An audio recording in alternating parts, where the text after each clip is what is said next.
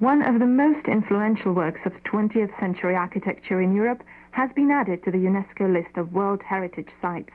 Although it is beloved of architects the world over, the Villa Tugendhat in the Czech Republic's second city of Brno is not well known to the general public. Designed in 1928, it is the finest surviving European masterpiece of the great modernist architect Mies van der Rohe, who later became famous for his towering Chicago skyscrapers.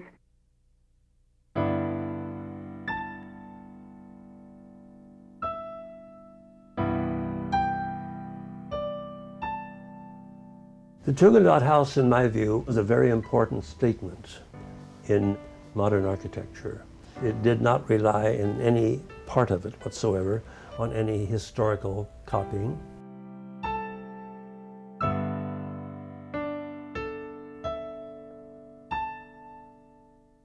It treated the idea of space as a living quality in quite a different way from the individual cubicles of the old houses.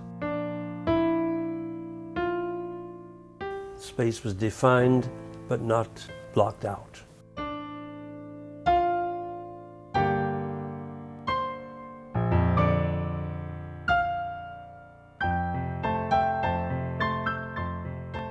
One of the great contributions Mies has made is because of the use of glass.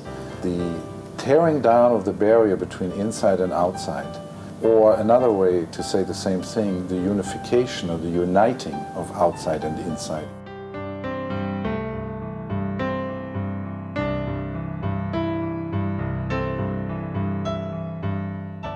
I think that clarity meant a great deal to Mies, and he sought to be clear with what he did.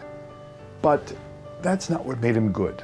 He had taste, he had a gift for proportions that set him aside from his contemporaries. You know, I remember when I once asked my mother, and I said, I can't imagine, even if I really like an architect, you know, that an architect plans everything, you know, to the least detail. And that, you know, somehow, didn't you ever feel somehow, wasn't this difficult for you? And so she said, no, it wasn't, because, you know, it was so much just, you know, the way that we wanted to have it.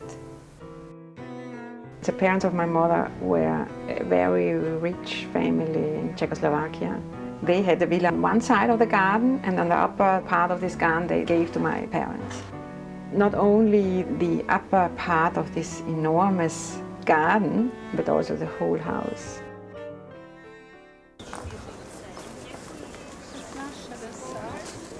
In Brno there was a big minority of German-spoken people, but this minority was divided into the Jewish and the non-Jewish.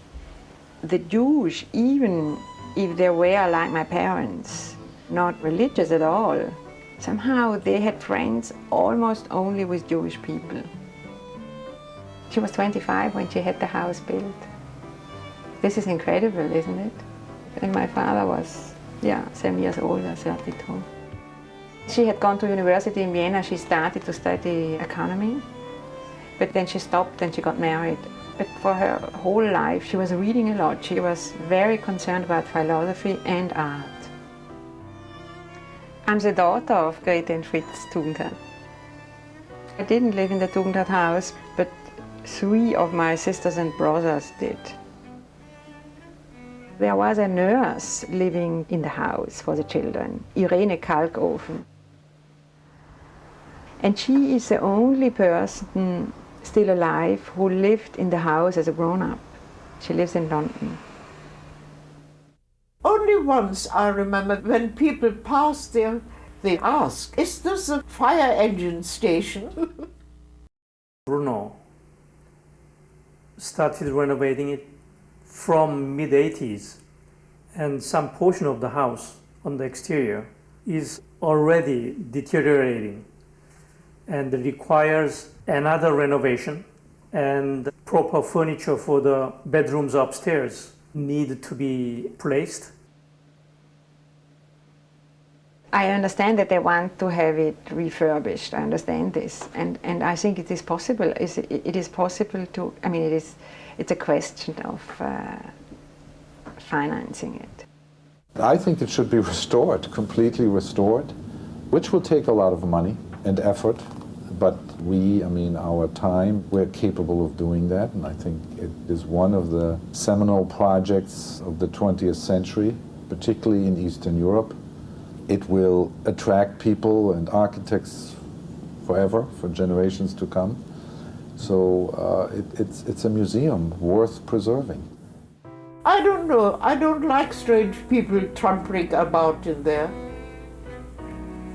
I still consider it part of my house too.